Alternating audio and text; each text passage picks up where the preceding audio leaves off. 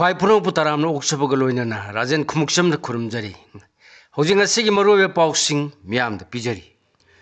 ngasi numiyung matungda Delhi चलगदबा BJP की MLA अमद हंखिब वांगसिंग अमसुंग माकी पौखुमसिंग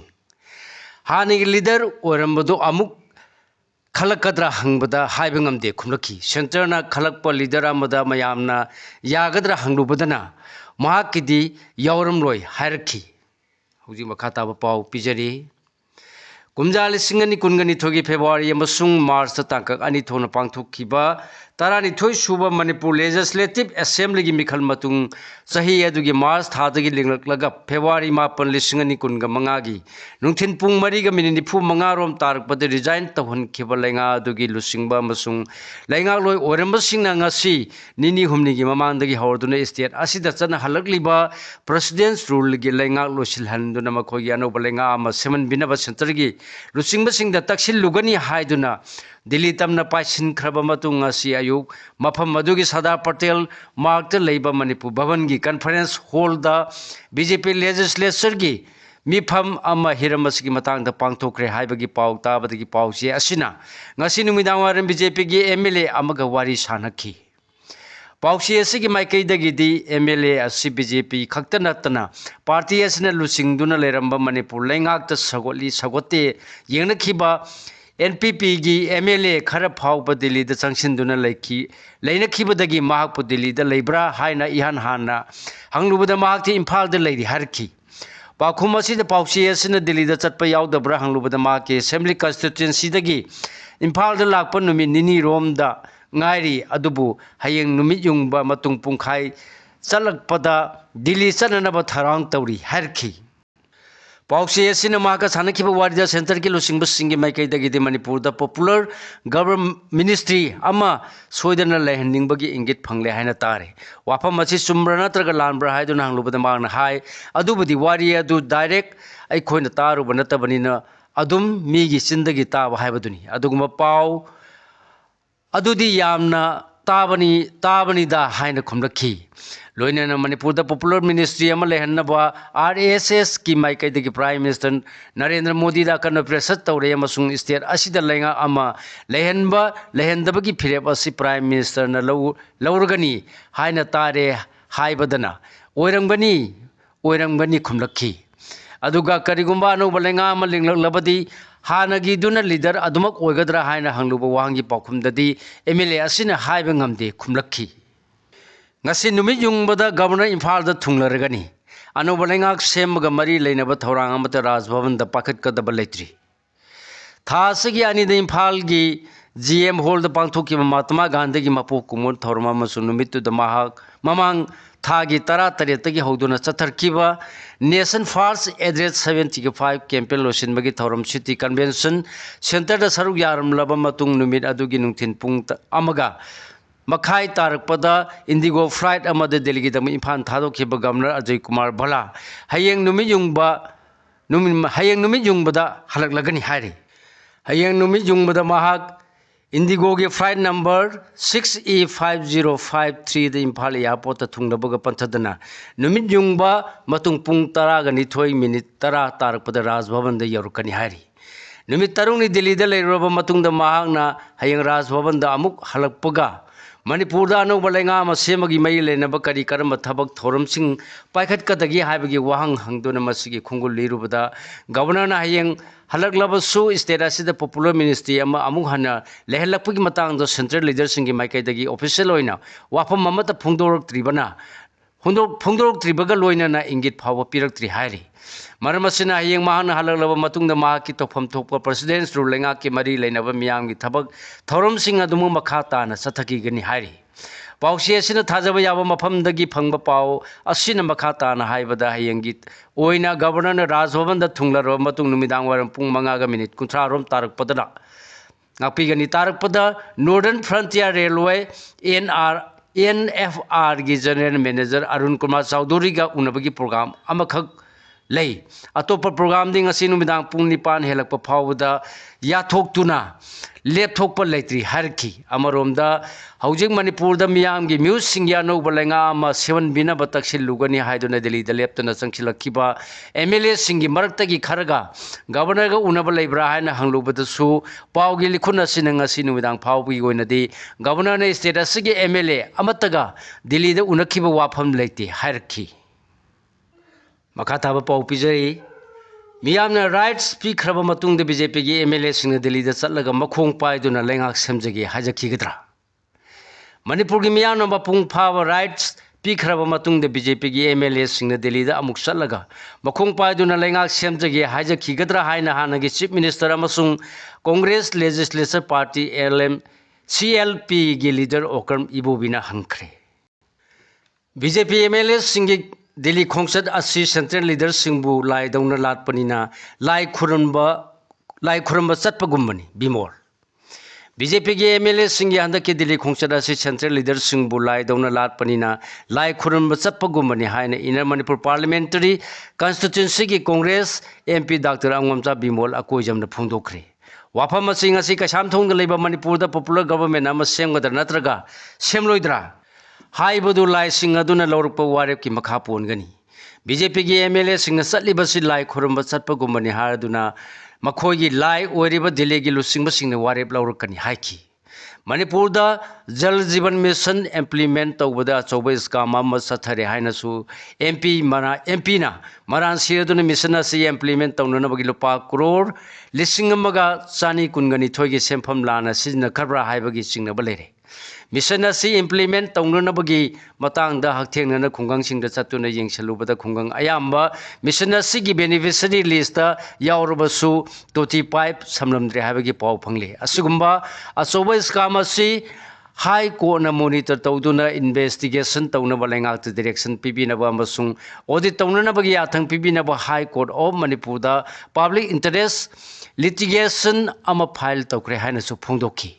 मिशन असिगी मखादा RO वाटर प्लांट सिंह इंस्टॉल तौरे हाइरिबा मफमसिंग दा क्वाकेथेल बिष्णुपुर कैथेल मोइरांग कैथेल इबुदौ थांजिंग लाइकोल कोलता कैथेल समुरो कैथेल मया इम्फाल कैथेल श्री श्री गोविंदजी टेम्पल लाइनिंग थौ सनामेही टेम्पल लमलोंग कैथेल यारिपोक कैथेल थौबाल कैथेल यूनिट अनि इमा कैथेल 1 यूनिट अनि इमा कैथेल 2 इमा कैथेल 3 यूनिट अनि हाउ कैथेल मरी यूनिट अमा लिलोंग कैथेल सिंगमई कैथेल इबोटोन्सना गर्ल्स हायर सेकेंडरी स्कूल तंपासना गर्ल्स हायर सेकेंडरी स्कूल अमसुंग GP वुमेन कॉलेज नि हाइरे पाउगी मिफम सिंह असी MP न ख्वानबन इमा कैथेल द कम्युनिटी RO वाटर प्लांट अमा संगाबगा इरोनेना पांथोक्तुना पाउमी सिंह द फुंदोखिबनी MLA अमतब सक उदना सिंमी तमी मसिन मनाव ओइमिनबगी मेरा हौ चोंबगी थौरम पांथोखरे कुमजा कुंथ्राग हुमदोय पानखिबा नुंगदा लाइरें पाखंबगी मतम दगी लंदम मसिद पांथोरकलबनी थाजनरिबा येलौमी चिंगमी तमी मसिन मनाव ओइमिनबगी नुंसी लिपुन हेना सेसिन हनबगी मेरा हौ चोंबगी थौरम ngasisu mahuksaगुमना स्टेट की थाकता state level organizing committee on Mera Hou चोंबली सिंगनी कुनगा मंगाना सिंदुना पांथोखरे मेरा की थाने नुमित मेरा थांबै थानबग लोइनना थौरम असि सेंगलब कंगलादा सिंगबुरोय तंबुरोय सिंगना सरुक यादुन मपुंग फाना पांथोखिबनी ngasi की थौरम द राज्य सभा की MP सु ओरिबनिंग थौ लेसेम सना जावबना लुसिंगदुना सिंगी येलो फुरुप सिंगी चिप कयाना सरुक यादुना पांथोखी अयुक पुंग मापन तारकपदगी हौना सना कोनुंगदगी निंगथौ लेसेम सना जावबना लुसिंगदुना कंगला तमना लाखी खोंचद असी सगोल लामीन मांग थारगा सेनपुंग अथेन पोट पुबी माइबा माइबी अमदी चिंगबुरोय तंबुरोय सिंगलोने नमसिंग यामलबा अरामबाई तेंगोल सिंगी सरुक अरामबाई तेंगोल सिंगसु सरुक यादुना चतकी मौसादगी पांथोरपगम थौरंगी मनुंगसन मेरा मेन तोंगबा अमसुंग मेरा थांबै थानबा लोरबा मतुंगदा येन खोंग तंकी थौरंगी मनुंग सन कबुई माइबा लोइफाई जाउमैना येंखोंग तमखी येंखोंग तंबदा येत की मखोंगना ओगी खोंसादा येले हारदुना थौंग असि दोका सेंगमाई कौई हाइखी लोइनना मसिना ताकलिबदी लैबाकी ओइना अयरपन खरा लैगनी अदुबु पोलोइददी माइ पाकनी हाइखी थौरंगी मनुंग सन लैसेम सना जाउबना हाई मेरा हौ चोंबगी थौरम असि येलो फुरुप सिंगी कमन ओइबा कस्टमरी अमदी ट्रेडिशनल फेस्टिवल नि मेरा की थाने नुमिरा सिद चाही खुदिंगे मेरा हौ चोंब थौरम पांगथोरकली थौरम असे हौरकङैदगी लेरकलबा सिंगबुरोय तंबुरोय अनिगे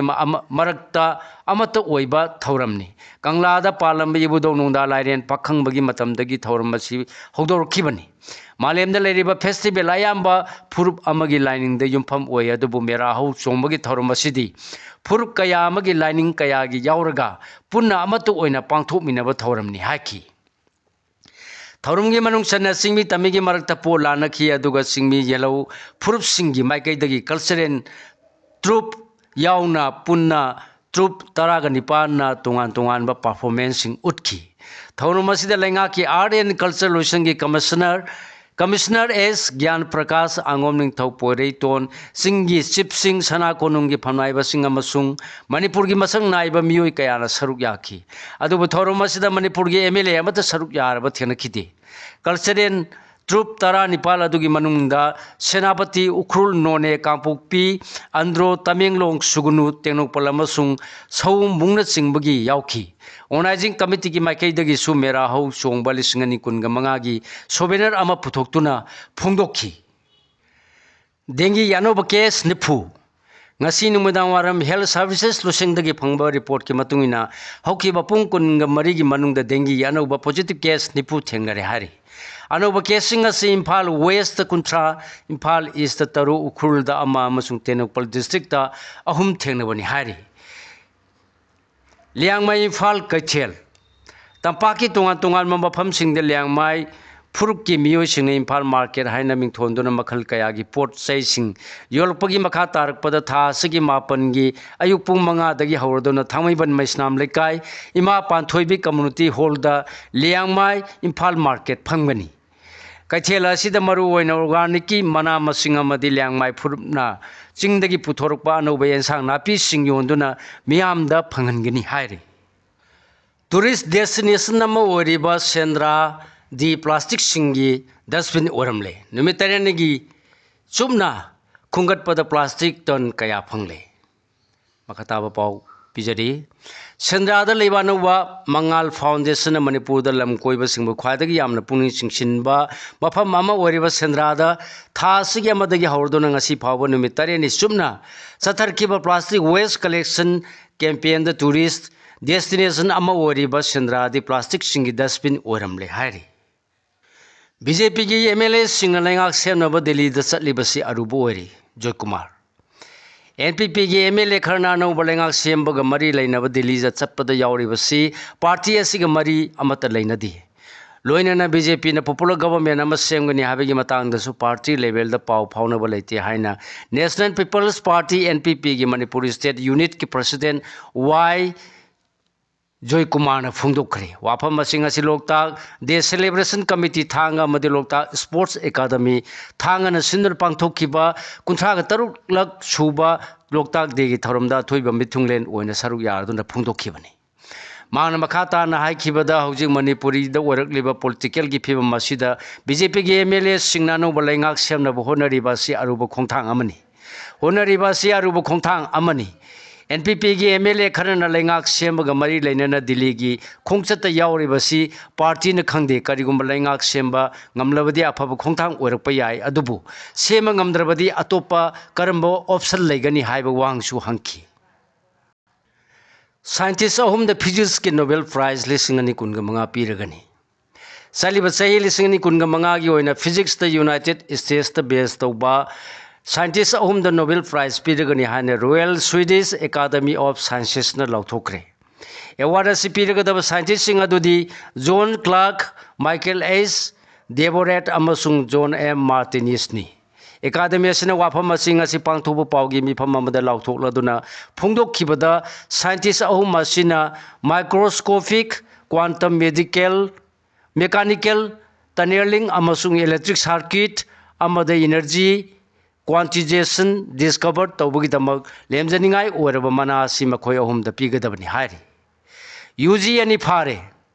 पुलिस कंट्रोल रूम नंगासी थोरप चेरोल अमद पुलिस नंगासी क्वागचेट कोंजेंग लेकाइदगी आरपीएफ पीएलए की खोंबान ताबम प्रियोवर्ता एलाइस बोइसा एलाइस तोंबा एलाइस अबुंग कुथ्राग तरेट कौबा केदर अमा मयुमदगी फारे हाइरी गंजाग कोनन मियोयनी फारे पुलिस नंगसी सेंगमाई पीएसना कोलिबा वांग सेंगमाई एरिया दगी गंजा केजी कुनगा तरुक दशमिक चामलीगा हुंबुद्रागा कोनना मियो यानी फारे फारब सिंधी आसाम की कसा डिस्ट्रिक्ट की दक्षिण कजूदरम खुलदगी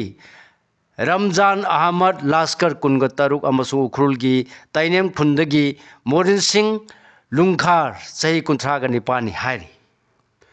साक थोंग चतप मियोय अमा car मनुंग सिरमले ngasi nungthil pung ani rom tarkpada Thobal district ki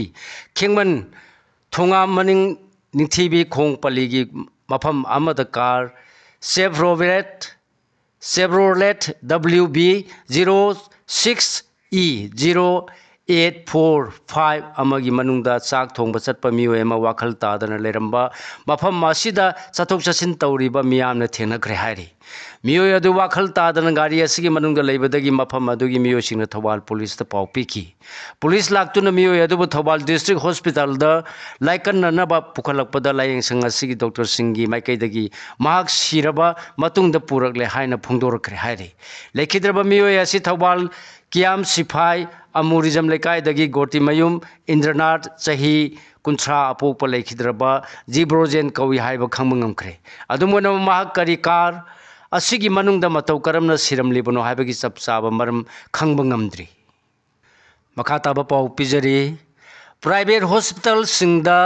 CMHT PMJAY गी बिल पिथोक्त्रबदी अनाबा सिंगदगी लायंगमन लौरगनी डॉक्टर पालिन लमदम सिगी मियाम याना लायंग थबत प्राइवेट हॉस्पिटल सिंगना चौबा थौदांग लौदना लागली hospital Singh असिदा CHT amadi PMJAY gi mateng na cha da humfu ana layeng libani adubu lainga na sai ahum hena sel pithok pi dabana hospital salaina bhona bada achoba chaitheng phangle maram asina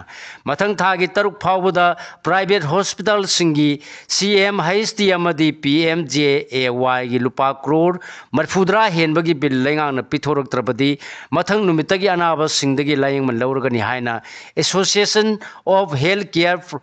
Providers of India Manipur State Chapter AHPIMHC gi President Dr. Palin Khudombam na phongdokre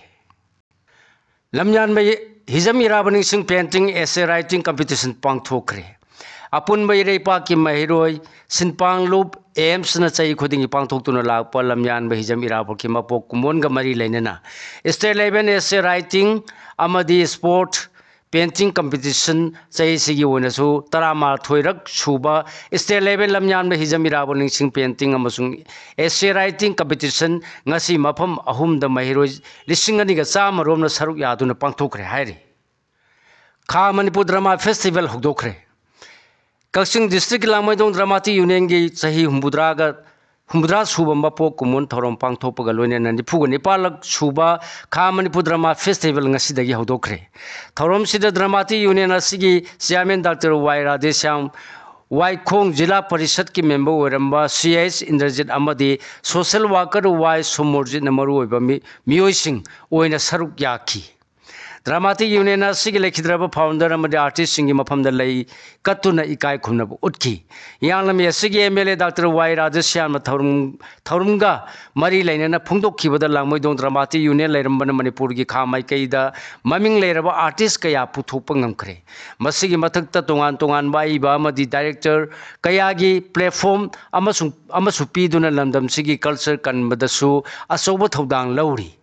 Dramatic Union asina lawriba thodang asigumna Manipurda leiriba te Dramatic Union singnasu lawrokpa matamda Manipurda drama gi ihau amuk hana sakhalakani haiki amaromda ngasidagi hauduna tha sigi tara nipan phawba chathagadoriba nipu nipan suba kha Manipur drama festival asida Manipur gi tongan ba Dramatic Union tara nipan saruk yari ngasi festival asigi ahanba numita Langmaidong Dramatic Union na puthokpa saidangbi haiba drama utuna miyam gi puning singsinki IBS di Imphal na Manipur Fire Service ke khusan maduna fire safety training pangthokre tayel parte leiba BRICS Institute of Bioresources and Sustainable Development BRICS IBS di Imphal Manipur Fire Service Department ka khusam na dunang asi fire safety training amadi demonstration program अमा पांगथोखरे BRICS IBSD senior administrative officer doctor W Mohendro ने खुयेक पिदुना थादोरपसिरोना हाई training session असी citizen centric approach अमा ओइना लौखटप स्वास्थ्य इंस्टीट्यूशनलाइजेशन की स्पेशल कैंपेन 5.0 की सरुक अमोना पांगथोकपनि ट्रेनिंग सेशन असिना IBSD कम्युनिटी दा कमदौना मैहौ लांपोक्तगी ngakthokadagia amadi मैहौ लांपोक थोरकपदा करी करंबा इमरजेंसी रेस्पोंस प्रोटोकॉल सिंग लेबगी हाइबदु खंगनब होनकी हाइरि सिंगनिंग खायरकपदा बस्तन सिंधुना मियोय तरागनिपान सीखरे हिमाचल प्रदेश की बिलासपुर डिस्ट्रिक्ट ngasi नुमिदांग थेंगबदा साउन सिंगनिंग खायरक खिबदा प्राइवेट बस अमद नंसिंदुना हौजिक फावदा मियोय 19 सिरे कयाना असोपन नंगले मियोय कयासु बस मनुंगदा थोलप ngamdana leiram खिगनी अमदी चिंगनिंग खायरकपा अदुदा नंसिलमगनी थाजनरी खुशी संजमंगी ट्रीटमेंट मेडिकल नेग्लिजेंस लेखिबगी एविडेंस फंगदे RIMS regional institute of medical sciences RIMS की मीडिया सेल थादोरपचेरोन फोंदोरपदा क्वाकेथेन मोरांग पुरेंदगी सही मे 19 रिम्स एमिट तौरक्तुना लायेंग चतखिबा मचुंग तुंगदा लेखिदबा खुशी संजेंबम सही 19 की ट्रीटमेंट प्रोसीजर द रिम्स की माइकई द मेडिकल नेग्लिजेंस लेखि हाइना फोंदोकनरखिबा लेखि रिम्स की अथॉरिटी न मैटर असिबु येंगसिनबगीदमक इंक्वायरी कमिटी सेमदुना थबक पाइखटपा हौखि खुशी सजेमंगी ट्रीटमेंट प्रोसीजर की medical रिकॉर्ड्सिंग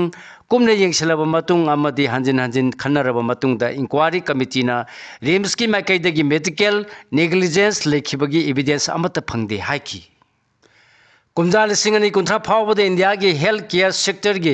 value $1 million 1.5 हेलगनी report health care फंगदबगी लेबंग अमदबा अमदी तोंगान तोंगान बलाइना कया की पोलुम दे अदुमक मियामना पुखिगदौरी मखताब पाउ पिजरी रूबिक्स डाटा साइंसेस पुथोरकेब हेल्थ केयर सेप्टेम्बर 2015 हाइन मिंथोनबा रिपोर्ट अमन कुमजा 2013 फावबदा इंडिया की हेल्थ केयर सेक्टर की अपुनब मार्केट वैल्यू असी $1 ट्रिलियन 1.5 हेलगनी हाइन फोंदोरखरे हौजी इंडिया की हेल्थ केयर सेक्टर की मार्केट वैल्यू असी $1 बिलियन 719 रोम ओइदुना लेरिबनी अमसुंग सही खुदिंगी हेल्थ केयर सेक्टर दा नौना हापसिलकपा digital innovation insurance penetration private investment अमदी इनकम की चांग वांखलकपना इंडस्ट्री असी चाहिदा चादा 19 रोम चौखतुना लाखिबनी हाइरि उड़ीसा दे बीजेपी लुसिंगबा मकातुना हालमले वेस्ट बेंगल दसु बीजेपी MLA अमा फुरखरे उड़ीसा की बरमपुर दंगारानुमिदा थेंगद लोकल बीजेपी लुसिंगबा अमा की थोंगा नमस खंगदबसिंग नोंमैन कापतुन हालमले लेखिद्रब लोकल बीजेपी लुसिंगबा दुगी ममिंग बितावास पंदा कौई मा उड़ीसा स्टेट बार काउंसिल की लॉयर अमदी मेंबर सु ओरिबनी मा ngaranumiदा पुंग 10 रोम तारकपदा मा की थोंगाल द लेरिबा लेरिंगैदा बाइक तोंदुना लाकपा मसक खंगदब मियोय अनिना कापसिलंबदा मथबाक पांदुना खोंलै थुना MKCJ medical college and hospital पुखतुना लायेंगनब होनबदा हॉस्पिटल यौद्रिंगैदा लेखिदबनी हाइरि लोकल बीजेपी लुसिंगबा पंदा असी कांग्रेस पार्टी दा हाना यौरंबनी सही अनिरोंगी ममांगदा बीजेपी दा अमुक याउदुना उड़ीसा की हानगी लेंगाकना बरमपुर सिटी अमदी गंजम डिस्ट्रिक्ट पाइखलंबा थबक थौरम सिंगी मतांगदा असोबे कया पुथोक्तुना लाखिबनी हाइरि मियारा सिगी मतांग उड़ीसा पुलिस न थी हुंबगी थबक चथब हौक्रे अदुबो हौजिक फावबगी ओइनदी लोकल बीजेपी लुसिंगबा पंदा बु हालम लिबसी कनाना करिगिदमक हालम लिबनो हाइबो वाफम अमत फोंदोरखिबा लेत्रि हाइरि नाकन मरोमदंग असी वेस्ट बंगाल की अलीपुर दुआरदा स्टेटस की बीजेपी की MLA मनोज कुमार ना इसाउन सोलब सिंह द रिलीफ की पोलम सिंह येंथोलिंगैदा तृणमूल कांग्रेस नि हाइना बीजेपी MLA मनोज कुमार की मियोसिंग मरान सिब मियोसिंग MLA असिबु तमथीना फुखरे हाइरि बिहार की मिखन ओपोजिशन की यूनिटी अमसुंग NDA की पावर साइन तौगदौरी मथंग थागी तरुग अमदि तरामाथोइद फेस अनि थोना पांथोकदोरिबा बिहारगी मिखल असिना ओपोजिशन की अलायंस ओरिबा महागठबंधन दन अमदि रूलिंग पाइरिबा नेशनल डेमोक्रेटिक अलायंस एनडीए की अचोब लानफम ओरगनी मिखल असिदा ओपोजिशन बिहार द पावर पाइबा ngamna होनरी अदुगा रूलिंग पाइरिबा एनडीए ना अमुक हन माइ पाक्तुना कुमजा लिसिंग अनि कुनगा मापन की लोकसभा मिखल की स्टेज सेमनब थौरांग तौरी मिखल असि ओपोजिशन की ओइनदि राष्ट्रीय जनता दल आरजेडी अमदि कांग्रेस ना मपुंग ओइना ओपोजिशन पार्टी सिंग ओइगदौरी नुमि निनि की खोंगसत्ता यूके की prime minister Starmer ngasi India दा थुंगलरगनी नुमि निनि की खोंगसत्ता यूनाइटेड किंगडम यूके की प्राइम मिनिस्टर केर स्टामर हयंग अक्टोबर 9 दा इंडिया दा थुंगलरगनी यूके की पीएम गोइना वासल लौखरबा मतुंग हंदा की इंडिया खोंगसत असिना पीएम स्टामर की अहानब खोंगसतनी खोंगसत असिगी सरुक अमा ओइना पीएम मोदी अमदी पीएम स्टामर ने इंडिया मसुंग यूके की बिजनेस अमदी इंडस्ट्री की लुसिंगब सिंगा फमिनदुना India UK comprehensive economic and trade agreement सेटा की मतंग द खन नैनेदुना इंडिया मसुंग यूके की सेमिलोन की ओइबा पार्टनरशिप की मरुइबा युम्बेसिंग सेंगोनब खोंथांग लौकतकदौरी हाइरी मसीदा नतना लुसिंगबा अनीना हौजिक हौजिक मालेम की तोंगान तोंगान मफमदा लेरिबा इशूसिंग की मतंग द खन नैनेदुना लेबा अनि की मियेंगसिंग अदु फोंदोंनरगा थबक पाइखत मिनबा होनबगा लोइनना सस्टेनेबल फ्यूचर की मतंग द वारेप कया लौगदौरी हाइरी सानबगी पाव एशियान इक्वेटिक चैंपियनशिप लिसिंग अनि कुनगा मंगा द ब्रोंज मेडल लौरखरबा निंगथौजम विल्सन मियामना तरामना ओखरे अहमदाबाद पांथोखिबा तरामाथोई सुबा एशियान इक्वेटिक चैंपियनशिप लिसिंग अनि कुनगा मंगा द इंडियन मेंस माइक्रोनाइज 10 मीटर प्लेटफॉर्म द ब्रोंज मेडल फंगबा ngamlakhraba Ningthoujam Wilson ngasi Imphal international airport ता कोंगबा स्टूडेंट्स क्लब कोंगबा नांदैबम नैकायना सिंदुना तरामना ओखरे हाइरी यूसीसी अमसुंग एसडब्ल्यूसी माइ पाखरे district sports association DSA Kakching के प्लेग्राउंड दा चथरिबा कुनगा माथोइरक सुबा केएस हाइस किशुकुमार मेमोरियल फर्स्ट डिवीजन अमसुंग कुनगा निथोइरक सुबा Lehau Devi memorial super division football league tournament लिसिंग अनि कुनगा मंगा की ngasi सानखिबा लीग मैच सिंगदा यूसीसी अमदी एसडब्ल्यूसी माइ पाखरे डीएसए कक्सिंग सिंधुना चथरिबा टूर्नामेंट असिगी अहानबा ग्राउंड दा यूसीसी कक्सिंग IYA एलांग खांगपोपीबु पांजल अहुम अमद थोइक्रे अनि सुब ग्राउंड दा एसडब्ल्यूसी ना KMSWC बु पांजल अम सिनोदा माइथीबा पीखरे हाइरी योग चैंपियनशिप त सरुक यागदबा मणिपुर योग टीम इम्फाल थादोखरे कर्नाटका की मैसूरुद लैबा श्री गणपति सच्चिदानंद आश्रम द पांथोकदबा यांखैरक सुबा सीनियर नेशनल योग स्पोर्ट्स चैंपियनशिप लिसिंग नि कुन मंगा द सरुक यारुगदबा मणिपुर योग टीम ngasi इम्फाल थादोखरे योग फेडरेशन ऑफ इंडिया की मियंग मखा द Karnataka state amateur yoga sports न सिंधुना था सिगी मापनदगी तरानिथोइ फावबा चथगदबा चैंपियनशिप असिगी दमक ngasi इम्फाल की इंटरनेशनल एयरपोर्ट की स्टेट असिगी मौर सिनबगी दमक ऑफिशियल अहुंग लोइनना सानरोय तरेत यावरगा पुन्ना मियोय तराना साबा कांगबू मणिपुर स्टेट योगा एसोसिएशन की मरु ओइबा थौमी सिंगना याइफा पाउजेन पिरदुना लमथाखी हाइरी सिगलोनेना लोजरे ngasi फोंगबा हुयला पाउ से दगी खोमजिनजबा मरु ओइबा पाउ सिंग ख्वाइ पुरंग पु अमुका हन खुरुमजरी।